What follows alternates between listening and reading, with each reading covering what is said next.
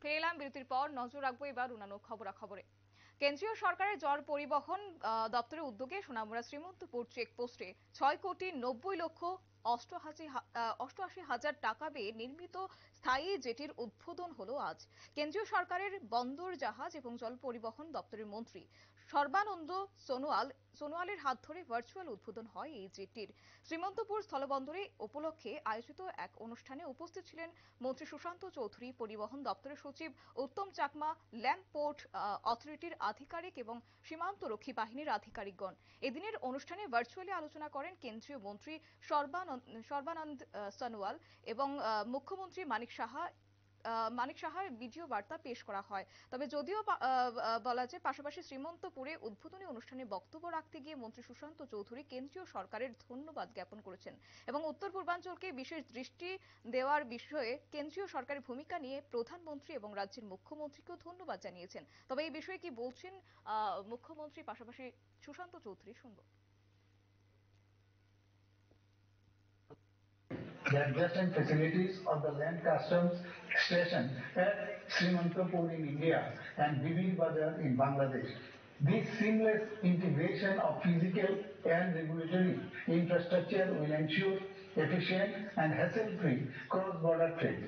Beyond the economic benefits, the localized trade supported by the inland water transport terminal will create employment opportunities for the local population and riverine. जाएंगे कुछ हमारे त्रिपुरा के लोग। Special train दिया गया है आस्था express, आस्था train. ये हमारे लिए बहुत बड़ी बात है, जो 10 साल पहले, 15 साल पहले, 20 साल पहले हम सोच भी नहीं सकते थे कि त्रिपुरा में राजधानी एक्सप्रेस कभी आएगा।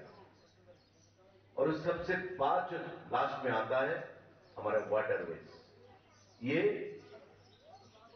सपने में भी हम नहीं सोच सकते थे कि बांग्लादेश के साथ हम जलपथ से जुड़ पाएंगे।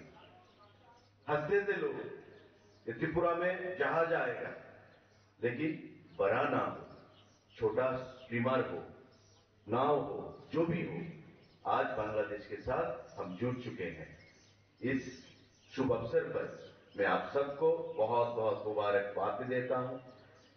प्रधानमंत्री जी का हम आभार व्यक्त करते हैं, सर्बानंद सोनोवाल जी का आभार व्यक्त करते हैं और माननीय मुख्यमंत्री जी का आभार व्यक्त करके आने वाले दिनों में हमारा सरकार का ये वादा है, मोदी जी।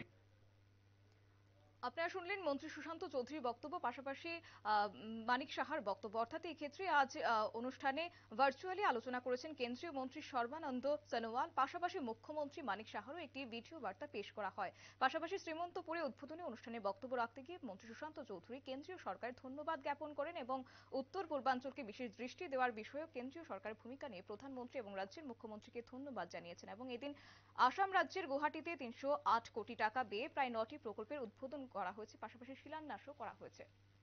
নিয়ে নিচ্ছে ছোট্ট একটি বিজ্ঞাপন বিরতির, সঙ্গে থাকুন।